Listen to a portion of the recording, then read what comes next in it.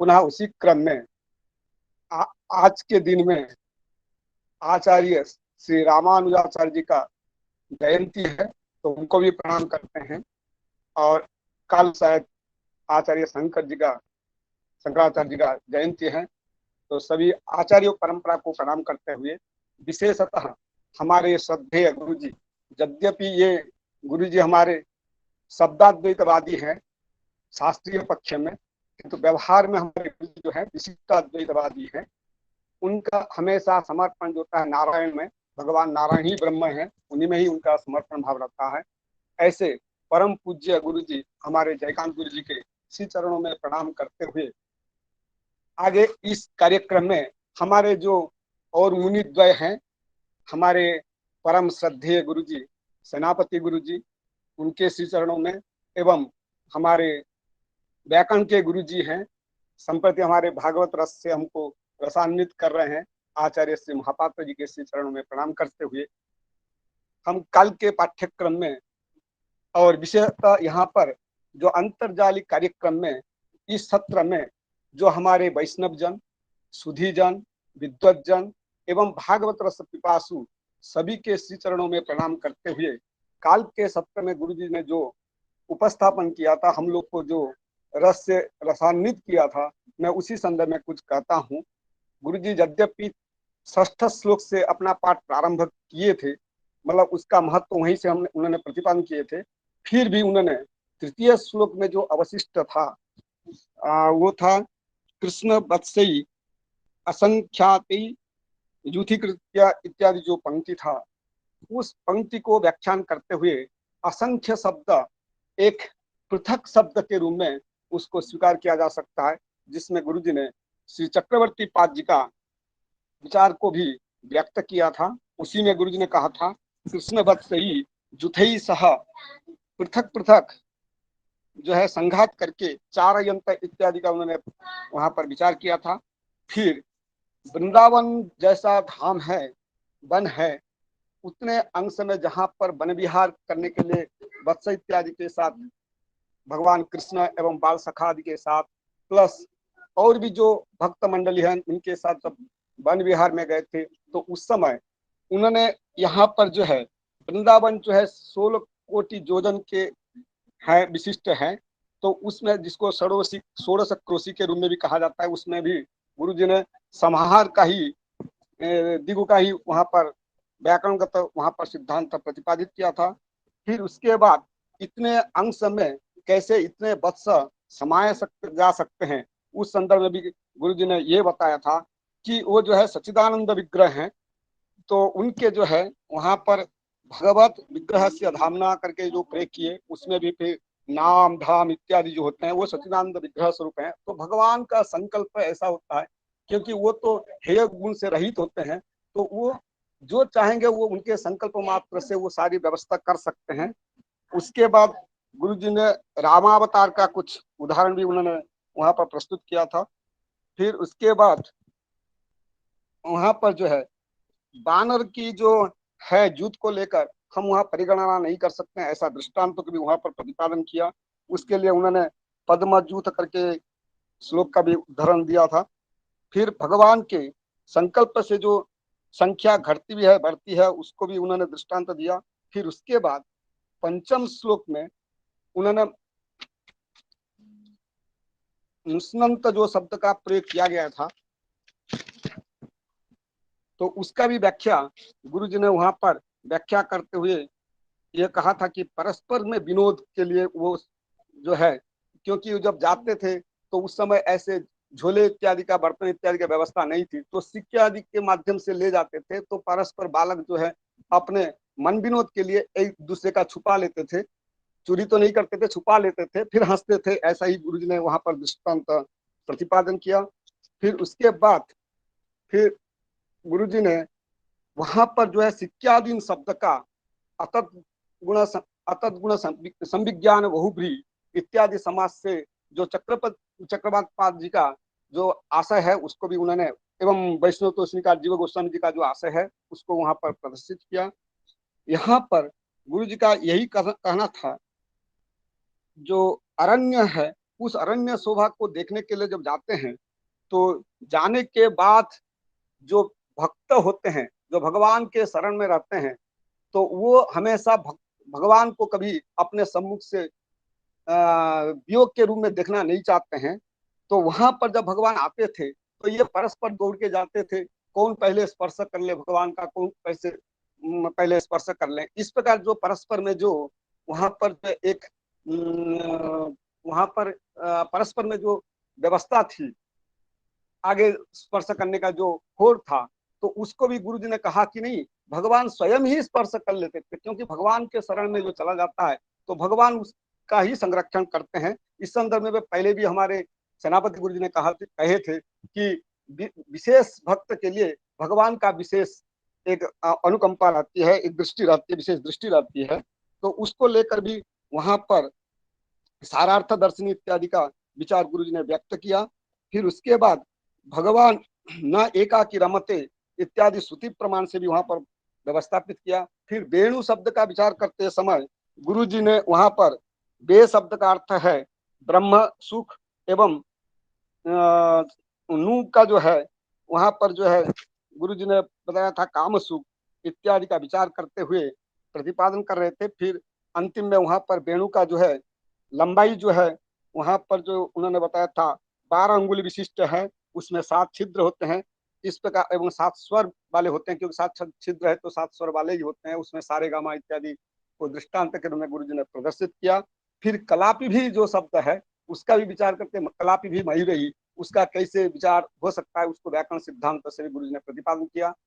तो ये हमारे लिए यही एक दृष्टि बन रही है, न देव विद्यते काष्ठे न पाषाणे न मृण्मये भावो ही विद्यते देव तस्माद् भावो ही कारणम। तो हमारे मन में भगवान के प्रति जो एक भक्ति रस की भावना पैदा हो, ऐसा दृष्टि हमारे तीनों मुनियों ने हम लोग को मैंने हमारे अंतरात्मा को जागृत करा रहे हैं। ऐसे स्थिति में हम तीनों गुरु जी के श्री चरणों में प्रणाम करते हुए विशेषतः आज के सत्र में आचार्य श्री हमारे जयकांत महाप्रभु जी के श्री चरणों में प्रणाम करते हुए विनम्र निवेदन करते हैं, आज की कथा को सुनाते हुए हम लोग को रसान्वित कराए। बस इसी आशय से हरे कृष्ण कृष्ण कृष्ण हरे हरे, हरे राम राम राम हरे हरे। प्रणाम गुरु जी।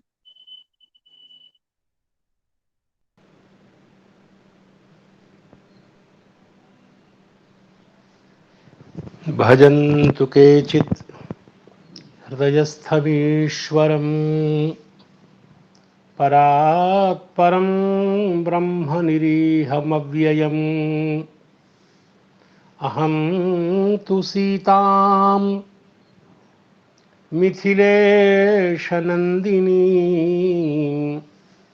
त्वां सापराधा शुभधार्हवत्सलाम् रक्ताम्भोजदलाभिरामनयनं पीताम्बरालङ्कृतं श्यामाङ्गं द्विभुजं प्रसन्नवदनं श्रीसीतया शोभितं। कारुण्यामृतसागरं प्रियगणैर्भ्रात्रादिभिर्भावितं वन्दे विष्णुशिवादिसेव्यमनिशं भक्तेष्टसिद्धिप्रदम्। कृष्णाय वासुदेवाय हरये परमात्मने प्रणतक्लेशनाशाय गोविन्दाय नमो नमः। माधवं पद्मयोनिं च नारदं वादरायणं शुकं सूतं च गोकर्णं मद्गुरुं च नमाम्यहम्। सीतानाथसमारम्भां रामानन्दार्यमध्यमाम् अस्मदाचार्यपर्यन्तां वन्दे गुरुपरम्पराम्। वाञ्छाकल्पतरुभ्यश्च कृपासिन्धुभ्य एव च पतितानां पावनेभ्यो वैष्णवेभ्यो नमो नमः। क्वेदं भागवतं रहस्यजटिलं कृष्णं समुद्रायितं क्वाहं श्रीहरिभक्तिगन्धरहितो नीचः शठोलं पटः किन्तु श्रीजनकात्मजा करुणया दृक्पातपूतः सताम् यावद्बुद्धिबलोदयं प्रकटये मत्साहसं क्षम्यताम्। श्री राधा मुकुंद भगवान की कृपा एवं हम सब लोगों के असंख्य पूर्व जन्मों में समुपार्जित पुण्यों के प्राबल्य से प्राप्त इस क्षण को सफल एवं सार्थक करने के लिए हम लोगों ने श्रीमद् भागवत महापुराण का आश्रय लिया है और इसी दिव्य ग्रंथ के प्राप्त प्रसंग को सामने रखकर तो भगवत प्राप्त बुद्धि का सदुपयोग करता हुआ प्रवृत्त हो रहा हूँ। आप सब गुरुजन, अभिभावक जन, हमारे शुभानुध्यान जन एवं कथा रसिक साधु संतों के चरणों में प्रणाम करके प्रवृत्त हो रहा हूँ। देखिए, इस प्रसंग से एक बात तो स्पष्ट है कि बाल गोपालों ने श्री भगवान की लीला में ऐसा अपने को सम्मिलित किया है जिसे संपूर्ण सांस्कृतिक वातावरण की सृष्टि हो गई है और शास्त्रों में कहा जाता है कि सद्य प्रीति करो राग। भगवान के प्रसादन के लिए वर्णित अनंत साधनों में गा करके रिझाना एक बहुत बड़ा साधन है। भगवान को संगीत बहुत प्रिय है, बहुत ज्यादा। सद्य प्रीति करो राग, ऐसा आगम में लिखा है। वैष्णवों के आगम में आगम 3 प्रकार के होते हैं, शाक्तों के आगम, शैवों के आगम और वैष्णवों के आगम। पांचरात्र आदि आगमों में जिनमें 100 से अधिक संहिताएं हैं, तो उन आगमों में लिखा है कि भगवान को प्रसन्न करने के लिए भगवान के मंगल में नाम का गान हो, उनके मंगल में चरित्र का अभिनय हो, क्योंकि गोपांगनाओं ने ऐसा करके हमें मार्ग दिखा रखा है। गोपी गीत में मानो भक्ति मार्ग की परम आचार्या गोपिकाओं ने हमें ये समझा दिया कि भगवान को प्रसन्न करना हो, जल्दी प्राप्त करना हो, उनके मुखपंकज का उल्लास यदि आपको अभिष्ट हो तो भगवान के सामने गाया करो। भगवान को मनाने के लिए, उनको प्रसन्न करने के लिए गाना चाहिए। एक और गोपांगनाओं ने भगवान को प्राप्त करने के लिए अभिनय भी किया। कोई पूतना बन गई, कोई अमुक राक्षसी बन गई, अमुक राक्षस बन करके अभिनय करने लगी। तो ये सब साधन गोपांगनाओं के द्वारा अनुष्ठित साधन हैं, इसलिए पूर्वाचार्यों के द्वारा दर्शित मार्ग से हमें चलना चाहिए। तो और मुझे लगता है इन गोप बालकों ने भी ऐसा ही कुछ प्रस्तुत किया। इन गोप बालकों का जो भगवान के दर्शन का प्रेम है, अर्थात भगवान की दिदृक्षा, नेत्र को दोना बनाकर भगवान की रूप माधुरी का एक क्षण पान करना भी कितना सुख देता है। और जब उस दर्शन की इच्छा पर प्रतिघात होता है, चाहे जिस किसी प्रकार हो, अर्थात दर्शन यदि किसी प्रकार से एक क्षण के लिए भी ओझल होता है तो कैसे इन गोप बालकों को छटपटाहट होती है। अभाव केवल दर्शन का है, लेकिन दर्शन के साथ इनको ब्याज के रूप में स्पर्श भी चाहिए। और जब तक दर्शन के साथ भगवान के मंगल में श्री विग्रह, चिन्मय श्री विग्रह का स्पर्श ये लोग नहीं कर लेते, तब तक इनकी जलन शांत नहीं होती। अर्थात आपने दर्शन से हमें युक्त किया, तो अब दर्शन नहीं, हमें स्पर्श भी चाहिए, आपका आलिंगन भी चाहिए। कैसा प्रेम! तो भगवान के प्रति इन गोप बालकों का प्रेम ही विविध रूपों में यहाँ प्रकट हो रहा है। बाल सखाओं की कैसी दर्शन रसिकता है, दर्शन की तड़प है, और दर्शन मात्र से शांत होने वाले ये नहीं होते, स्पर्श पाकर के ही शांत होते हैं और फिर लीला में प्रवृत्त होते हैं। और लीला भी कैसी, जिस किसी ब्याज से, जिस किसी विधया यह जिस किसी प्रकार से श्री भगवान को प्रसादित करना, उनको प्रसन्न करना, वैष्णव के जीवन का एक ही उद्देश्य है, भगवत प्रीति संपादन, भगवान का प्रसाद, भगवान की, अर्थात जब धर्म किसको कहते हैं, इसके लिए मीमांसकों ने कितना बड़ा दुर्ग तैयार कर दिया कि धर्म का स्वरूप स्थापित करने में वैष्णवाचार्यों ने कहा भैया तू अपना लक्षण रहने दो, हम जानते हैं कि धर्म उसको कहते हैं जिससे भगवान प्रसन्न होते हैं, भगवत प्रीति जनकत्वम, और ये लक्षण आपको उसमें भी घट जाएगा। जो यज्ञ आदि है यह भी साक्षात नहीं परंपरा, क्योंकि भगवान की आज्ञा का जिस किसी रूप में परिपालन है, और आज्ञा परिपालक तो प्रीति प्राप्त करता ही है, तो साक्षात भगवत प्रीति जनकता जिसमें है वह वैष्णवों के यहाँ धर्म का स्वरूप है, और सब भगवान के प्रसादन में लगे हैं। तो क्यों नहीं इधर उधर की, और बहुत अच्छा स्मरण करा दिया, श्री भगवत्पाद शंकराचार्य जी की जयंती आने वाली है और श्री रामानुजाचार्य महाराज की जयंती है। क्या बात है, रामानुजाचार्य का मतलब क्या होता है हम लोग शायद उस रूप में नहीं जानते जैसा हमें जानना चाहिए। वो महाशेर जिन्होंने विवर्तवाद की उस दुर्ग का भेदन किया, कौन साहस कर पाता, ऐसा विवर्तवाद का ऐसा जबरदस्त किला स्थापित किया, ऐसी जबरदस्त चार दीवारी बनाई, और मायावाद का और अध्यास का ऐसा सुदृढ़ भित्ति ऐसी स्थापित की। लेकिन प्रथम आचार्य उस शेर को, उस बहुत बड़े आचार्य को प्रणाम किए बिना हम कभी उऋण नहीं हो सकते उनके अनंत उपकारों से। तो ऐसे भगवान रामानुजाचार्य के चरणों में प्रणाम करना ही है।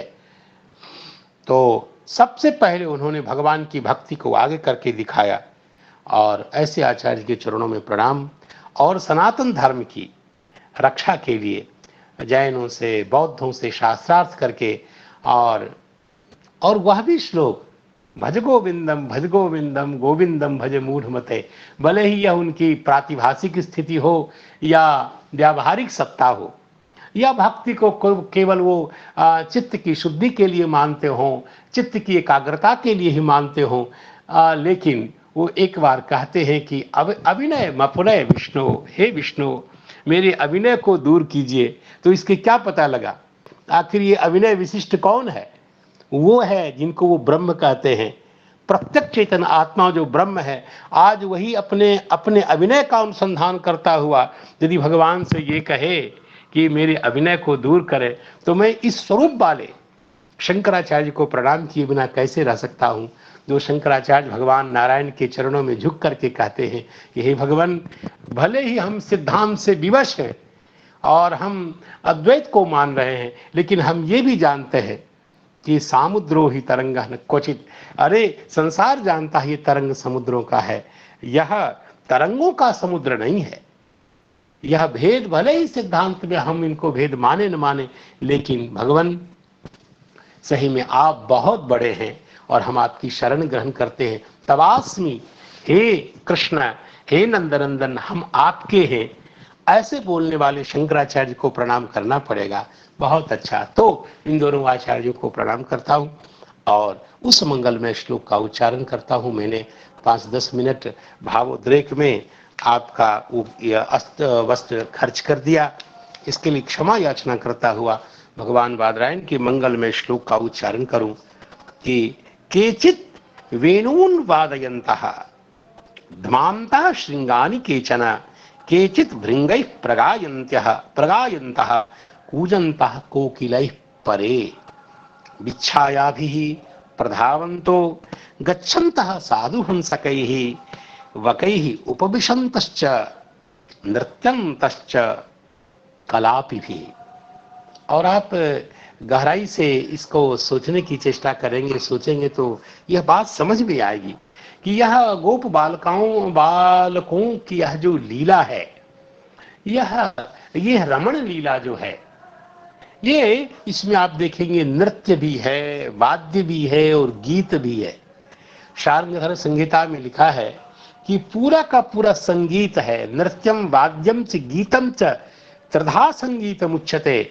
संगीत शास्त्र के जानकार लोग जानते हैं और यहाँ इन प्रसंगों से पता लगता है इन गोप बालकों ने, भगवान के सखाओं ने संपूर्ण संगीत को प्रस्तुत किया, जिसमें आप देखेंगे कि हंस का अनुगमन करते हुए, हंस का अनुकरण, मानो नाट्य का प्रस्तावन भी हुआ, वक की लीला का अनुकरण, और मानो इन से शाखा पर जाई, ये जो शाखा मृग की लीला है, बानरों के अनुकरण की लीला है, यह तो अनुकृति है, एक नाट्य है। और नृत्यम तश्च कलाप भी के द्वारा नृत्य का प्रकाशन हुआ। केचित भृंगई प्रगायंत से गान का प्रस्तावन हुआ, और केचित वेणून वादयंत से नृत्यम वाद्यम च गीतम च, संगीत का तीनों अंग यहां परिपूर्ण रूप से प्रकाशित हुआ। तो इस प्रकार इन श्लोकों को प्रणाम करके हम अगले श्लोकों के उच्चारण के द्वारा उसके यथासंभव व्याख्यान में प्रवृत्त हो रहा हूं। और वह श्लोक है विकर्षन्तश्च की विकर्षन्तः कीशबालान् आरोहन्तश्च तैर्द्रुमान् विकुर्वन्तश्च तैः साकं प्लवन्तश्च पलाशिषु साकं भेकैर्विलङ्घन्तः सरित् प्रसव संप्लुताः विहसन्तः प्रतिच्छायाः शपन्तश्च प्रतिश्वनान् शपन्तश्च। और इसका मोटा मोटा जो स्थूल अर्थ है, जो हम लोगों के लिए अत्यंत उचित रीति से प्रस्तुत करते हैं आचार्य प्रबोधनीकार, वो कहते हैं कि कीश बालान विकर्षणता। कुछ गोप बालक क्या करते हैं, कीश कहते हैं बानर को, तो उनके बालों को खींचते हैं। अब इसका तात्पर्य क्या हुआ? तो बाल, कुछ लोगों ने कहा कि बानर के बच्चे को, लेकिन कुछ आचार्यों ने कहा बाल का अर्थ केवल बच्चा नहीं होता, बाल का अर्थ पुच्छ भी है। तो कीश बालान विकर्षणता का क्या तात्पर्य हुआ? तो आचार्यों ने कहा कि कीशा नाम बानरा नाम बालान, बालान का मतलब लांगूलानी, बानरों के पुच्छ को खींचते हैं। और आखिर ये पुच्छ उन्हें कहां मिले, कैसे मिले? तो कहते हैं कि शाखाशु लंबमानानी, टहनियों पर लटकते हुए जो बानर के पूंछ थे, उनको आकर्षणता, उनको खींचते हुए, और खींच करके लांगुल को छोड़ नहीं रहे हैं, एक बार खींच करके उसी लांगुल के सहारे शाखा पर चढ़ जाते हैं। इसलिए कहते हैं लांगूलम अमुंचनता, उसको छोड़े बिना तय ही द्रुमान आरोहंता, उनके साथ ही ध्रुवों पर, ध्रुव कहते हैं शाखा को, और शाखाएं जिनके पास है उनको द्रुम कहते हैं। यहां ये मत्वर्थीय म प्रत्यय है। तो इन ध्रुवों पर, शाखियों पर, इसका अर्थ है उन वृक्षों पर आरोहंता, चढ़ जाते ये गोप बालक। तो उनकी पुच्छ के सहारे, पुच्छ को पकड़ करके और छोड़े बिना पूंछ के सहारे ही ऊपर चढ़ जाते हैं, ऐसा अर्थ प्रकाशित हुआ। कहा चलिए इतना ही नहीं, तय सह ध्रुवान आरोहंता, उनके साथ साथ ही ध्रुव पर, वृक्षों पर आरूढ़ हो जाते हैं। और तय ही बांदरे सह विकुर्वंता, उन बांदरों के साथ विकुर्वंता, विकुर्वंता का तात्पर्य आचार्यों ने कहा दंत प्रदर्शन। जैसे अब मैं तो श्री अयोध्या जी का हूं, बांदरों की लीला मुझसे बढ़िया और कौन जानता है। तो हम नित्य देखते हैं, कोई बांदर को चिढ़ा करके देखे तो वो उसको तीनों लोगों की परिक्रमा करा, वो बांदर। तो गोस्वामी जी ने कहा कर इतने ही डरा वही, तो कपि लीला क्या होती का वर्णन है।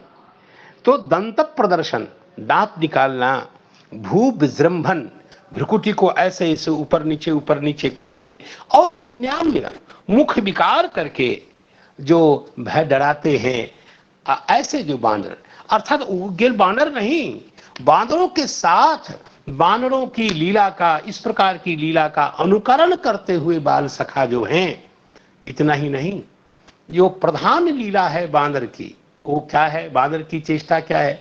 शाखा ते शाखा पर जाई, एक टहनी से उछल करके दूसरी टहनी पे जाना। गोप बालक भी उन बांदरों की चेष्टा का अनुकरण करते हुए प्लवंतश्च पलाशिषु, पलाशिषु वृक्षेषु प्लवंतः, इधर उधर उछलते हुए।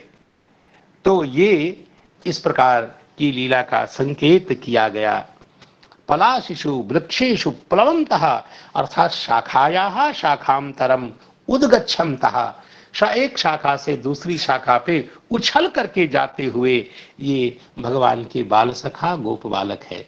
ये सब लीला का एक ही कारण है, इन सब चेष्टाओं का, कि कन्हैया को मेरी इन सारी चेष्टा से प्रसन्नता प्राप्त हो। तो भगवान के प्रसाद के लिए ही मानो सारे गोप बालक इस प्रकार की बाल सुलभ लीला का प्रदर्शन कर रहे हैं। और आगे साकं भेकये बिलंघन बिलंघनतः, भेक कहते हैं मंडूक को, अर्थात मेढक को। तो भेकों के साथ बिलंघनतः, जैसे मंडूक प्लूति तो प्रसिद्ध ही है, उछल करके दूर चले जाते हैं जैसे मेढक, ठीक उसी प्रकार ये क्या करते हैं? सरित प्रस्रव, सरित तो नदी अर्थ को प्रकाशित कर रहा है, नदी है सरित शब्द का, और प्रस्रव कहते हैं उनसे निकलने वाली निर्झर वाला, निर्झर झरना, अर्थात तटबंध को तोड़ करके तटबंध से धीरे धीरे धीरे झरने वाले जो निर्झर हैं, उनमें डूब लगाने के कारण, उनमें डूबने के कारण, स्नात होने के कारण, उनमें आर्द्र होते हुए ये गो बालक क्या करते हैं? तो भेकों के जैसा, भेकों के साथ विलंघनता, मेढक के समान लीला करते हैं, उछलते हैं। मेढक को देखा कि जब हुआ मेढक उछल रहा है, तो उसकी चेष्टा का अनुकरण करते हुए ये गो बालक भी क्रीड़ा कर रहे हैं, उछल रहे हैं।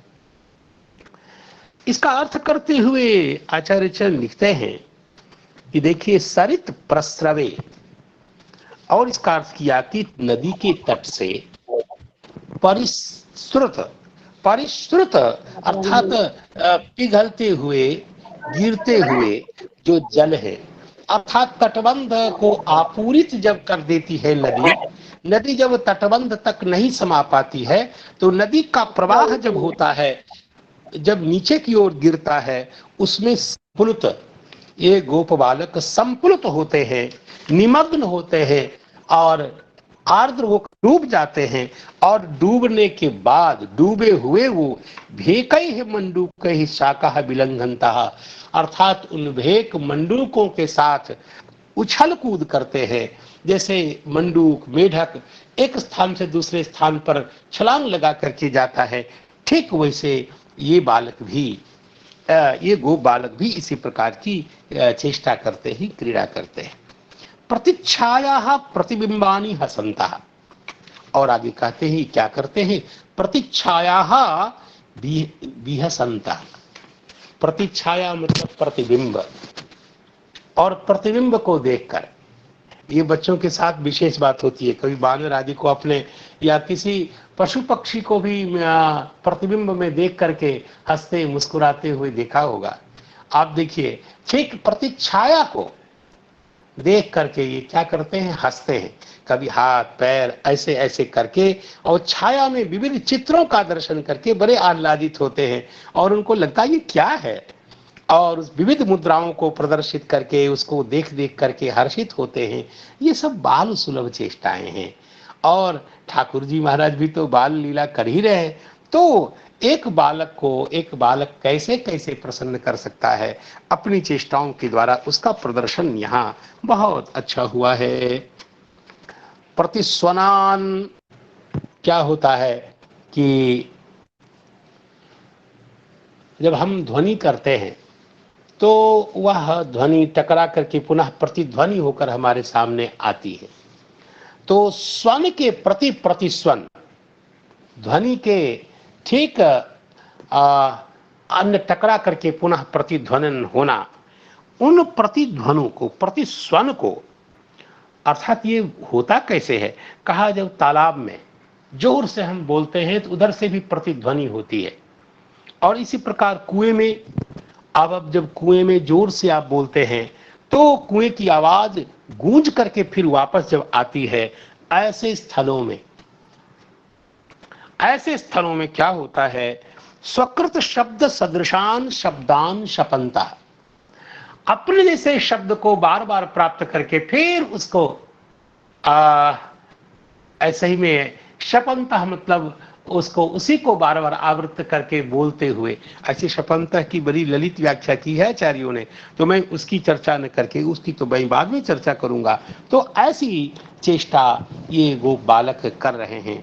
तो शब्दान शपंता, अर्थात अपने द्वारा उच्चारित शब्द के जैसा पुनः शब्द का उच्चारण करते हैं।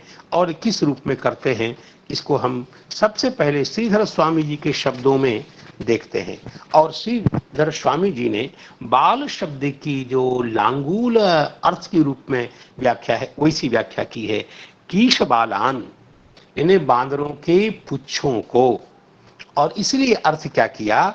वृक्ष शाखासु, वृक्ष की टहनियों पर, लंबमानानी, लटकने वाले जो बानर के लांगूल थे, पुच्छ हैं, तो उनको आकर्षता है, उनको आकर्षणता, विकर्षणता, उनको खींचते हुए, अर्थात खींचने का तात्पर्य है लांगुल को न छोड़ते हुए, अर्थात लांगुल को पकड़े पकड़े, तय सह द्रुमान आरोहंता, ठीक उसी के सहारे उनके साथ साथ द्रुम पर आरूढ़ हो जाते हैं। आरूढ़ होने वाले ये गोप बालक हैं। तय सह विकुर्वंता, उन बांदरों के साथ, विकुर्वंता, विविध विकार को प्रस्तुत करते हुए, मुख विकृति को दिखाते हुए, जिसमें दंत दर्शन और भू विजृंभन इत्यादि इत्यादि, तय सह विकारान कुर्वतः, ऐसा लिखा है। और आगे कहते हैं प्लवंतश्च पलाशिषु की के अंश की व्याख्या करते हुए कहते हैं पलाशिषु अर्थात वृक्षेषु, प्लवंतः शाखायाः शाखांतरम उद्गच्छन्तः। जैसे आचार्यों ने व्याख्या की, अरे सब आचार्य तो इनके चेले ही हैं, इनके द्वारा बताए गए मार्ग का ही तो सब अनुसरण करते हैं। देखिए, पहले पहले जिसने हमें मार्ग दिखाया है, उनके प्रति हमको अधमर्न होना ही पड़ेगा, चाहे कोई कैसा भी विद्वान हो। प्रथम मार्ग प्रदर्शक, भले ही भाष्यकार यथोत्तर मुनि नाम प्रामाण्यम वाले गौरव को धारण करते हो, लेकिन भगवान पाणिनि का गौरव इससे कम नहीं होता है। तो इस प्रकार श्रीधर स्वामी जी का जो वैभव है, गौरव है, वह अक्षुण्ण है। बहुत अच्छा अर्थ प्रदर्शन किया। अब हम वंशीधराचार्य ने भी कोई ज्यादा शपंतः की व्याख्या उन्होंने, वंशीधराचार्य ने बढ़िया से की है कि गाली प्रदानादि पूर्वकम आक्रोशंता।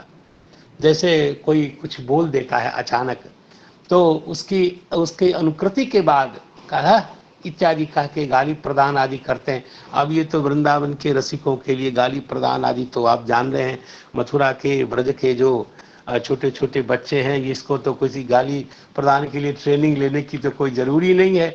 तो ये यहाँ लिखा है इस प्रकार शपंतः, तो प्रतिश्वनान शपंतः, और इन्होंने लिख दिया गाली प्रदान आदि भी इंद्री पूर्वकम आक्रोशंतः, ये उसका अर्थ है। इतना ही नहीं, आगे हम श्री विश्वनाथ चक्रवर्ती पाद महाराज के चरणों में जाकर उनकी टीका का अनुसरण करते हुए आपको सुना रहे हैं, जैसा भी संभव होगा। श्री विश्वनाथ चक्रवर्ती पाद भी कुछ ऐसा ही लिखते हैं कुछ, लेकिन बानर लांगूलानी तय ही अमुच्यमाने, उनके द्वारा नहीं छोड़े जाते हुए, लांगूलै ही दृढ़म धृतै ही, लांगूल ही कैसे लांगूलों से आरूढ़ हो गए, कहा जिसको कस के पकड़ लिया गया है, ऐसे लांगूलों के सहारे द्रुमान आरोहंता, द्रुम पे आरूढ़ होते हुए यह जो गो बालक हैं। और इन्होंने भी लगभग वैसी ही व्याख्या की है, किसी अभिनव अर्थ का उपस्थापन यहाँ देखा नहीं जाता है।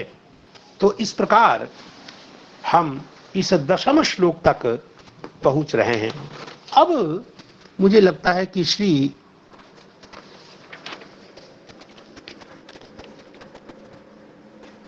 लगभग सभी आचार्यों ने यहीं तक लिखा है, किसी विशेष ने कहीं कोई विशेष, लेकिन बृहद वैष्णव तूष्णीकार ये प्र शब्द के द्वारा कुछ प्राय कहते हैं अन्यतर व्याख्यातम इत्यादि इत्यादि कह के विहसंतः की व्याख्या में इन्होंने जरूर कुछ लिखा है। और श्रव का अर्थ किया है कि श्रवेण पर्वतादि निर्गत निर्झरेण संप्लुताः पूरिताः इति सरिताम तासाम क्षुद्रत्वम ज्ञेयम। ये बृहद वैष्णव तूष्णीकार कहते हैं कि यह जो लिखा है कि सरित प्रस्रव संप्लुता, तो सरित प्रस्रव का तात्पर्य क्या हुआ? तो कहते हैं कि स्रवेण पर्वत आदि के पर्वत आदि से निकलने वाले जो निर्झर हैं, झरने आदि हैं, उनके कारण संप्लुत हैं, पूरित हो गए हैं। ऐसा कहने से क्या पता लगा? सरित सरिताम तासाम क्षुद्रत्वम, सरित की अपेक्षा सरित वो छोटे छोटे हैं, ऐसा ज्ञात होता है। निर्झर का संप्लुतत्व और फिर उसमें अनायास उनका डूबना, उसमें स्नात होना, ये संभव होता है। अगाध जल में तो ऐसा करना बहुत कठिन होता है, इसलिए उन सरितों का छोटा छोटा होना यह प्रकाशित होता है। श्री वल्लभाचार्य तो सरित पद से श्री यमुना जी का ही अनुसंधान करते हैं, अन्यथा ये ब्रज क्षेत्र में अन्य किसी सरित का और उसमें डूबना, संप्लुत होना, ये तो क्या हो। इसलिए ऐसा व्याख्यान है। विहसंतः का अर्थ है उपहासंतः, उपहास करते हुए, और उसका तात्पर्य है कि प्रातः स्वदेह छाया स्वांगा नाम, अपने शरीर की छाया को जब वो देखते हैं, देखिए जैसे प्रतिच्छाया विहसंतः का तात्पर्य क्या हुआ? जब उस प्रतिबिंब में देखते हैं तो क्या देखते हैं? अपने शरीर की छाया को, अपने अंगों को, अपने शरीर की छाया में अपने अंगों को देखते हैं। वह अंग कभी महास्थौल्य दैर्घ्य आदि दर्शनात्, कभी शरीर बड़ा हो जाता है छाया में, कभी वह छोटा हो जाता है, तो दैर्घ्य स्थौल्य आदि का दर्शन करते हैं। तो ये ऐसा दर्शन करने से उनको उपहास करते हैं कि देखो देखो तो अपने शरीर को देखो, तुम कितने मोटे हो, इत्यादि रूपों में। किंबा विशेषेण हसंतः, विशेष रूप से हंसते हुए हैं ये गोप बालक। तो बाहु आदि जो अंग है उसका उत्क्षेपण आदि के द्वारा, कभी हाथ ऐसे करते हैं, कभी ऐसे शरीर के किसी अंग को टेढ़ा मेढ़ा करके उस छाया में देख करके आह्लादित होते हैं। तो उत्क्षेपण आदि के द्वारा विविधत्व की को प्राप्त जो उसमें प्रतिबिंब है, उसको देख करके बड़े प्रसन्न होते हैं। तेनैव विविधा सती ही विशेषणेन हसंतः, और उस प्रकार वो अपने अंग के प्रचालन से छाया में जो अंतर दिखाई देता है, हाथ को इधर करने से छाया में भी थोड़ा पार्थक्य दिखता है। तो शरीर के हिलाने डुलाने से छाया में जो हिलना डुलना देखते हैं, इस प्रकार लिखा है कि विविधा सती ही, वो जो प्रतिछाया अनेक प्रकार की हो जाती है, उनको देख देख कर विशेष हंसते हुए, आह्लादित होते हुए, प्रसन्न होते हुए, अनुकुर्वन्तः प्रतिछाया कर्तृकः, और प्रतिछाया जो छाया तो जिसका मूल शरीर है वो तो है ही है, लेकिन प्रतिछाया को करने वाले जो हैं उनका जो अनुकरण होता है, उनमें वह उपचरित होता है। अर्थात ये हंसते हैं तो वो भी हंसते हैं, ये जाते हैं तो वो भी जाते हैं। इस प्रकार छाया में जो वैविध्य का दर्शन होता है, तब दर्शन प्रयुक्त आनंद ये सब प्राप्त कर रहे हैं। ऐसा यहाँ संकेत कुछ इस रूप में किया गया है।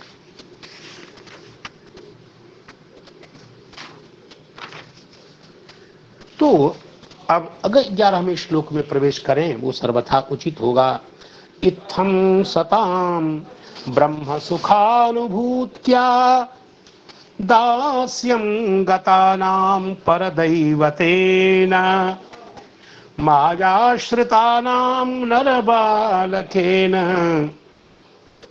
सार्धं विजह्रुः कृतपुण्यपुञ्जाः।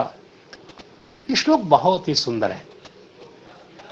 श्री भगवान को कैसे कैसे लोग किस किस भाव से देखते हैं, हे लोगों की अपनी अपनी पात्रता, अपनी अपनी योग्यता, अपना अपना संस्कार और भगवान के अनुग्रह के तारतम्य से भगवान जैसा अनुग्रह करते हैं, अपने स्वरूप को भगवान उसके सामने उसी रूप में प्रकाशित करते हैं।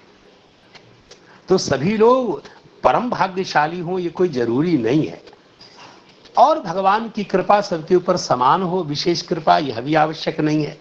कहते हैं कि श्री भगवान के साथ सबने विहार किया है। इन गोप बालकों ने भगवान के साथ विहार किया है। अभी तक तो केवल बालकों की क्रीड़ा वर्णित हो रही थी, लेकिन इससे पता लगता है कि ये क्रीड़ा केवल उन बालकों की ही नहीं थी, भगवान भी इसमें सम्मिलित है। तो भगवान के साथ नर बालकेन और पाठ भेद विचार करने से और भी, तो उनके साथ लिखा है विजहरो, अर्थात विहार किया। कहा कृत पुण्य पुंजाहा, इन्होंने अनेक पुण्य का पुंज किया है। अरे एक दो ग्राम, एक दो साधारण पुण्य से भगवान के साथ विहार का सौभाग्य कहाँ मिलने वाला है। तो कृत पुण्य पुंजाहा इमे गोप बालाहा विजहरुहु, विहार किया किनके साथ। जब सार्धम कहा तो किनके साथ की जिज्ञासा हो रही है, तो कहा इत्थम, इस प्रकार, नर बालकेन को नर दारकेन ऐसा पाठ भी स्वीकार करते हुए श्रीधर स्वामी ने व्याख्या की है। तात्पर्य वही है, दारक यानी बालक, तो नर दारक मतलब नर बालक, इन्हें छोटे से मानव बालक। तो मानव बालक भगवान को कौन समझ रहे हैं, तो कहा था मायाश्रिताना, जो मायाश्रित हैं, अर्थात मायाम आश्रिता तेषाम, माया को आश्रित जो लोग हैं उनकी दृष्टि में भगवान नर बालक हैं। देखिए, तात राम नहीं नर भूपाला, भुवनेश्वर कालहु कर काला। भगवान को मनुष्य मानना ये सही में भगवान का अपमान करना है। अब जानन्ति माम मूढ़ा मानुषम तनुमाश्रितम, अज्ञान के कारण हम भगवान को मनुष्य मानते हैं और यह प्राकृतिक स्वरूप वाला मानते हैं, प्राकृत देहधारी मानते हैं। यह अज्ञान की पराकाष्ठा है। और भगवान ने कहा ये ऐसा क्यों, जो मेरी भक्ति क्यों नहीं करते, तो इसलिए कि माया अपहृत ज्ञान, माया के कारण उनका ज्ञान अपहृत हो गया है। और जब माया के कारण भगवान के वास्तविक स्वरूप का बोध न होने के कारण वो भगवान को, श्री भगवान कृष्णचंद्र प्रभु को नर बालक मानते हैं। तो नर बालक के साथ उनकी दृष्टि में ये बालक विहार कर रहे हैं, गो बालक।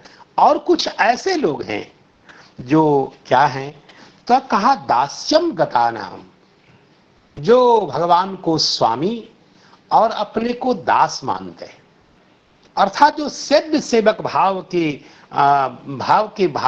भावित होकर, सेव्य सेवक भाव से भावित होकर भगवान की उपासना करते हैं। तो उनकी दृष्टि से भगवान पर दैवत हैं। नित्यो नित्यानाम चेतनश्चेतनानाम स देवम देवतानाम, जो देवताओं के भी देवता हैं, जो पर दैवत हैं। तो भक्तों की दृष्टि से देखिए, भक्त क्या कहें, सेवक सेव्य भाव मानने वाले जो भक्त हैं, भगवान के भक्त वो भी हैं भैया, ऐसे कैसे चलेगा। तो दास लोगों का क्या होगा। तो दास्य भाव से उपासना करने वाले दास्यम गता नाम, अर्थात सेवका नाम, उनकी दृष्टि में जो पर दैवत हैं, उस पर दैवत के साथ भगवान के साथ, ऐसे भगवान के साथ विजहरुहु, वो गोप सखा, गोप बालक विहार कर रहे हैं। और एक बात और कहा, सताम ब्रह्म सुखानुभूत्या, और वही भगवान जो ज्ञानी लोग हैं उनकी दृष्टि में ब्रह्म सुखानुभूति है। यही तो बात है, ये बिल्कुल एकदम अद्वैत सम्मत विवेचन है। अर्थात जो ज्ञानी लोग हैं, और ज्ञानी लोग तो भक्त, सबसे भक्त से बड़ा कोई ज्ञानी होता ही नहीं, भक्त से बड़ा कोई ज्ञानी होता ही नहीं, हो सकता भी नहीं। लेकिन चलो, ज्ञानियों को लोगों ने ऐसा कह दिया कि अद्वैती ही ज्ञानी होते हैं, तो चलो एक बार तुष्ट दुर्जन न्याय हम उनको ज्ञानी मान लेते हैं। तो उसकी दृष्टि से व्याख्या करने पर यहाँ श्रीधर स्वामी जी ने भी कहा है कि आखिर ये कौन है ये लोग।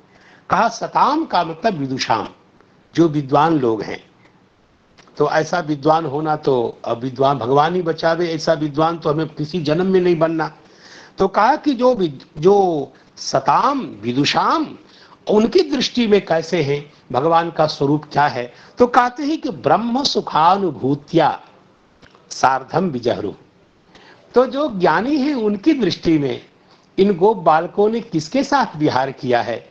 तो कहा ब्रह्म सुखानुभूति ही, ये भगवान है, ये भगवान का स्वरूप है। अर्थात इसके समास को स्पष्ट करते हुए आचार्य चरण ने लिखा है कि ब्रह्म च तत्सुखम च अनुभूतिश्च। और वंशीधराचार्य है वो तो बिल्कुल चमत्कार ही कर रहे हैं। कहा ये सब पूरा का पूरा कर्मधारय है, ब्रह्म और ब्रह्म का सुख और उसकी अनुभूति। और अनुभूति अर्थात ब्रह्म की अनुभूति नहीं, याद रखना चाहिए अपने को, उनके यहां अनुभूति ही ब्रह्म है, अनुभूति ही ब्रह्म है। इसलिए संविदात्मवादी हैं, संवित ही उनके यहां आत्मा है, प्रत्यक्ष चेतन आत्मा है, स्वयं प्रकाश आत्मा ही ब्रह्म है। और इसलिए तत्पद का यहां निवेश नहीं करते हैं श्रीधर स्वामी जी। और वो कहते हैं उन सब गोप बालकों को अति विस्मय के साथ 2 श्लोकों के द्वारा उन बालकों के सौभाग्य की प्रशंसा करते हैं, उनका अभिनंदन करते हुए कहते हैं इस प्रकार, इत्थम सताम, अर्थात विद्वानों की दृष्टि से, जो विद्वानों की ब्रह्म सुखानुभूति माने जाते हैं, ऐसे ब्रह्म सुखानुभूति के साथ, यानी परमात्मा के साथ, उस ब्रह्म के साथ सार्धम विजहरुहु, इन गोप बालकों ने किनके साथ विहार किया। तो साक्षात ब्रह्म सुखानुभूति के साथ ही विहार किया। और किनके साथ विहार किया, तो जो दास भाव से भावित भक्त हैं। तो कहा ब्रह्म सुखानुभूति अर्थ को भावित करते हुए, समझाते हुए श्रीधर स्वामी जी कहते हैं कि ब्रह्म सुखानुभूति क्या है। कहा स्वप्रकाश परम सुखेन। स्वप्रकाश तो ये क्या हो गया भाई, तो स्वप्रकाश तो ब्रह्म सुख ही है और ब्रह्म ही है, क्योंकि वो स्वयं प्रकाश है। उसको प्रकाशित करने के लिए प्रकाशांतर की आवश्यकता नहीं होती। अथवा स्वयं प्रकाश का तात्पर्य है, स्वप्रकाश का मतलब है कि स्वसंवेद्य है। और सही है कि स्वस्मय भासमानत्वम, स्वेन स्वस्मय भासमानता, यही स्वप्रकाशता है। और चूंकि वह आनंद रूप है, इसलिए सुख रूप है, आनंद रूप है, इसलिए परम सुखेना।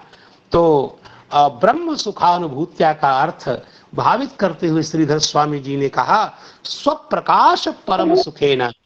स्वप्रकाश रूप जो परम सुख आत्मा भगवान है, तो भगवान शब्द तो बड़ा सौभाग्यशाली को प्राप्त होता है।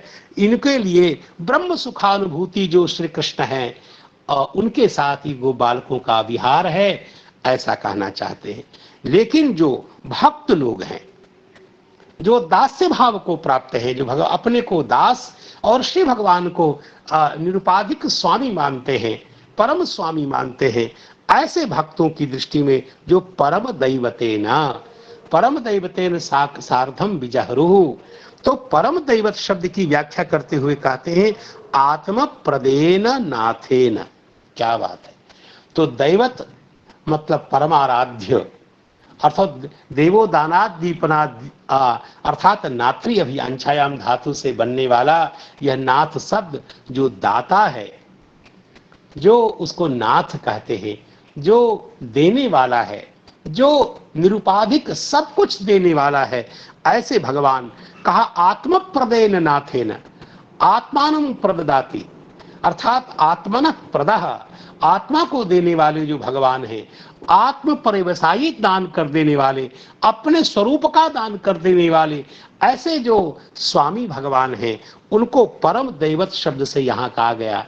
तो परदैवत, परदैवत सर्वोत्कृष्ट जो दाता है, सर्वोत्कृष्ट जो परमोपास्य है, स्वामी है, ऐसे भगवान को परदैवत शब्द की व्याख्या करते हुए श्रीधर स्वामी जी ने कहा, और कहा मायाश्रिता नाम, और जो मायाश्रित लोग हैं उनकी दृष्टि में भगवान का स्वरूप क्या है, तो कहते ही नरदारकतया, ये मनुष्य के बालक के समान, किसी मनुष्य का छोटा सा नन्हा सा बच्चा होता है उसकी दृष्टि में, क्योंकि भगवान को मनुष्य ही मान रहा है। अभी भी संसार में बड़े पढ़े लिखे लोग हैं जो भगवान को मनुष्य ही मानते, उनकी पढ़ाई का क्या फल हुआ भगवान जाने, उनकी शिक्षा, उनकी दीक्षा, उनके संस्कार का क्या तात्पर्य है, क्या फल उनके जीवन में मिला। क्योंकि यद्यपि भगवान को महापुरुष मान लेना भी बहुत छोटी बात नहीं है, लेकिन भगवान को पुरुष मात्र, मनुष्य मात्र मानना यह तो अत्यंत अनुत्कृष्ट दृष्टि है, हीन दृष्टि है। इसलिए ब्रह्म सूत्र में भगवान बादरायण इस दृष्टि की निंदा करते। जब वो आया कि मनो ब्रह्मेत्युपासीत, भगवान को, मन को भगवान मानकर उपासना करो, तो मन को भी भगवान मानने की बात है, और कोई भगवान को मन मान ले तो स्वरूप से अनुत्कृष्ट करके मानने जैसी बात है। जो भगवान परमात्मा है, सर्वश्रेष्ठ हैं, जो पर पद से व्यवहृत होने वाले परमात्मा, यदि उनको कोई मनुष्य मानता है तो निश्चित ही अनुत्कृष्ट दृष्टि है, हीन दृष्टि है, ये ठीक नहीं है। और इसलिए कहते हैं यह ऐसी दृष्टि प्राप्त कैसे हुई उनको, कहा माया में आश्रित है, माया को आश्रित किया है, अर्थात मायाम आश्रिता नाम, इसलिए अर्थात उनकी दृष्टि से भगवान मनुष्य रूप में प्रतीत हो रहे हैं, तो मनुष्यतया प्रतीयमान जो भगवान है उनके साथ इन गोप बालकों ने विहार किया। अर्थात एक ही भगवान को लोग भिन्न भिन्न दृष्टि से देखते हैं। तात्विक दृष्टि कुछ और है, भक्तों की दृष्टि कुछ और है, इनके साथ विहार किया। आखिर ये कौन है जो विहार कर रहे हैं और इन्होंने विहार किया, तो कहा कृतानाम पुण्यानाम पुंजाह राशयो येषाम ते, किए गए पुण्यों का संचय जिनके पास है, अर्थात जिन्होंने अनेक जन्मों में पुण्य का संग्रह किया, पुण्य का पर्वत जिनको है, ऐसे पुण्य का पर्वत जिनको प्राप्त है, ऐसे उन गोप बालकों ने, ऐसा आचार्य भक्ति परक आचार्य तो इसका भिन्न व्याख्यान करेंगे, लेकिन यहाँ जो श्रीधर स्वामी जी ने उनको पुण्यात्मा माना, परम पुण्य करने के कारण, और पुण्य का स्वरूप भी वहां प्रकाशित हुआ है कि पुण्य किसको कहते हैं। इस प्रकार अब इसका सार प्रस्तुत करते हुए वो कहते हैं कि ब्रह्मविदाम तदनुभव एवं भक्तानाम अति गौरवे नैव भजनम, अर्थात जो ब्रह्मवेत्ता हैं उनका अनुभव ही भक्तों के लिए ये अति गौरवे नैव भजनम, भक्तों उनका ब्रह्मानुभव और भक्तों के लिए अति गौरवे नैव भजनम, और जो बहुत आयास से जिस अनुभव को प्राप्त करते हैं, तो भक्तानाम अति गौरवे नैव भजनम, वह भक्तों की नजर में भजन है। अर्थात भक्तों का अति गौरवे नैव भजनम, और यहां उद्देश्य विधेय भाव से समझिए कि ब्रह्म के जानकार लोगों का जो अनुभव है, वह अनुभव ही मानो अति गौरव होने के कारण अति गौरवे नैव भजनम, भक्तों का जो भजन है इस रूप। आगे कहते हैं एते तु तेन सह सख्येन विजहरुहु, और ये दोनों उनके साथ सख्य भाव से विहार कर रहे हैं।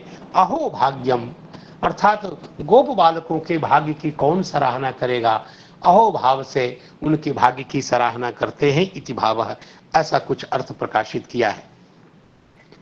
ठीक है, अब श्री विश्वनाथ चक्रवर्ती पाद इन वाक्यों का कैसा अभिप्राय प्रकाशित करते हैं उनको देखते हैं। पहले तो कहते हैं कि एवं तेषाम क्रीड़ाम निर्वर्ण्य, इस प्रकार उन गोप बालकों की क्रीड़ा का वर्णन करके, और ब्रजौकसाम इत्युत्तर श्लोकोक्त्या, आगे के श्लोक में जो ब्रजौकसाम आया हुआ है, इससे पता लगता है कि तदादि ब्रजवासी मात्राणाम एव सौभाग्यम सर्वेभ्य एव सकाशात अधिकत्वेन स्तौति। अर्थात ब्रजवासी तदादि, तदादि का मतलब है कि ब्रज बालकों से आरब्ध होकर के जितने भी ब्रजवासी हैं, अर्थात आबाल जितने भी ब्रजवासी हैं, उस सभी ब्रजवासी मात्रों की, ब्रजवासी मात्रों के सौभाग्य, उनका सौभाग्य कैसा है, तो सर्वेभ्य एव सकाशात, सबकी अपेक्षा अधिक है और आधिक्य न उनके सौभाग्य की स्तुति करते हैं इन श्लोकों के द्वारा। इत्थम इत्यादि, इत्थम से आरब्ध होने वाले इस श्लोक के द्वारा इत्थम सताम ब्रह्म सुखानुभूत्या दास्यम गतानाम परदैवतेन मायाश्रितानाम नरबालकेन सार्धम विजहरुः कृतपुण्यपुंजाः, इन श्लोकों के द्वारा। तो श्री विश्वनाथ चक्रवर्ती पाद चरण कहते हैं कि सीताराम विश्वनाथ चक्रवर्ती पाद कहते हैं अत्र जगति, अब ये मनुष्यों का थोड़ा वर्गीकरण करके समझाते हैं। इस संसार में प्रायः 3 प्रकार के लोग गिने जाते हैं, देखे जाते हैं, उनका परिगणन किया जा सकता है। एक तो ज्ञानी होते हैं, कुछ भक्त होते हैं और कुछ कर्मी होते हैं। तो कर्मनिष्ठों के तो पीछे ही लगे रहते हैं ये लोग, चलिए अच्छी बात है। तो कुछ ज्ञानी होते हैं, कुछ भक्त होते हैं, कुछ कर्मी होते हैं। इन्हें कर्मनिष्ठा वाले, शास्त्रविहित कर्मानुष्ठान में लगे रहने वाले होते हैं। तत्र सताम भक्ति मत्वेन, तो सताम पद से भक्ति युक्त होने के कारण सत शब्द से जो उच्चमान ज्ञानी है, जो सत शब्द से कहे जा रहे जो ज्ञानी जन हैं, तो उनको भगवान का स्वरूप किस रूप में अनुभूत होता है, तो कहते ब्रह्म च तत्सुखं च और अनुभूतिश्च। यहाँ न लिखा है जो मुद्रण के स्खलन के कारण है, और उनकी अनुभूति। अर्थात यहाँ आप कर्मधारय समास कर लें। यदि आप द्वंद्व समास करेंगे तो बड़ी समस्या हो जाएगी कि या तो बहुवचन होगा और या तो नपुंसक करने पर फिर अनुभूति का स्वरूप वो नहीं बनेगा जो होना चाहिए। और इसलिए ब्रह्म च तत्सुखम च और ताभ्याम सहिता या अनुभूति ब्रह्म सुखानुभूति ही तया, ऐसा कुछ करके उत्तर पद लोप आदि की प्रक्रिया है, उससे करके तया सह और उनके साथ।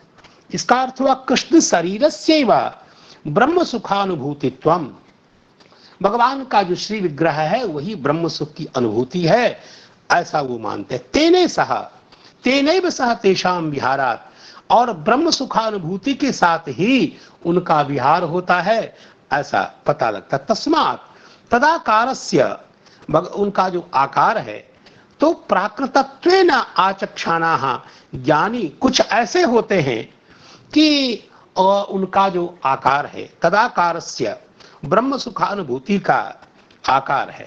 भगवान के स्वरूप को वो क्या मानते हैं, तो कहा वो प्राकृतत्वम, अर्थात भगवान के स्वरूप को जो प्राकृत मानते हैं और प्राकृत मान करके जो व्याख्या जो कथन करते हैं, ऐसे जो अपने आप को ज्ञानी मानते हैं। अर्थात एक तो ज्ञानी जिनका वर्णन पहले हो गया, जो सत शब्द से भक्ति से विशिष्ट होने के कारण जो ज्ञानी हैं वो अलग प्रकार के हैं। लेकिन जो भगवान के आकार को प्राकृत मानते हैं वो जो ज्ञानी मानी है, वो ज्ञानी है नहीं, अपने आप को ज्ञानी समझते हैं। तो उनके लिए तो सत शब्द का प्रयोग बिल्कुल नहीं होगा, वो सत शब्द से व्यवहृत नहीं होंगे, ऐसा समझना चाहिए।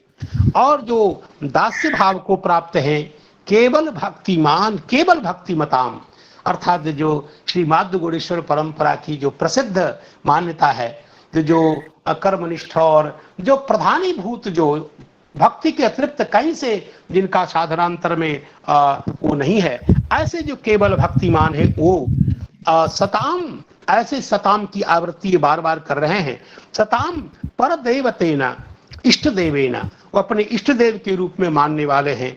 और इति तदानीन्तनाः, इस प्रकार उस समय के जो ब्रज में रहने वाले ब्रजस्थ जन भिन्नाः, क्योंकि दास्य भाव के उपासक प्रायः ब्रजवासी जो हों वो तो भगवान से भिन्न प्रकार के संबंध में डूबे रहते हैं।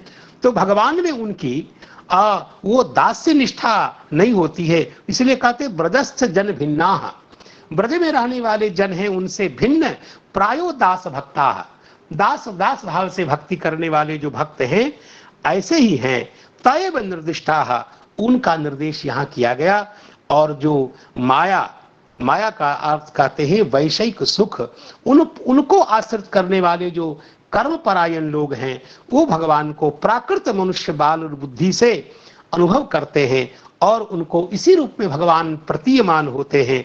और कृष्णेन सह एते विजहरुहु इति ज्ञानी नाम तद अनुभव एवा, ज्ञानी को केवल उनका अनुभव होता है और उनके साथ विहार, न तो तेन सह विहार संभवेत, तो अनुभव होता है उनके साथ विहार कैसे होगा। और भक्त को गौरव के साथ भक्त जन केवल उनका भजन मात्र कर पाते हैं, क्योंकि उनमें विहार की योग्यता नहीं है, न तो विहार योग्यता। और जो कर्म परायण होते हैं न तो उनको भगवान का अनुभव होता है उस रूप में, और प्रीति के अभाव में वह भजन भी नहीं कर पाते, तो फिर विहार की तो बात ही क्या है। और इस प्रकार एते तो विजहरुहु, लेकिन इन गोप बालकों ने भगवान के साथ विहार किया। तो अभी समय तो बहुत हो गया, तो अधिक कुछ न कह के उस श्लोक का उच्चारण कर लेते हैं। शेष पंक्ति पुनः हमारे जो गुरुजन हैं वो उसके आशय को और स्फीततर अनुगुण बना करके, सुग्राह्य बना करके प्रस्तुत करेंगे। अभी श्लोक का उच्चारण करके वाणी खूब संघर्ष कर रहा हूं, 2 मिनट अधिक लिया है, इसके लिए क्षमा याचना भी।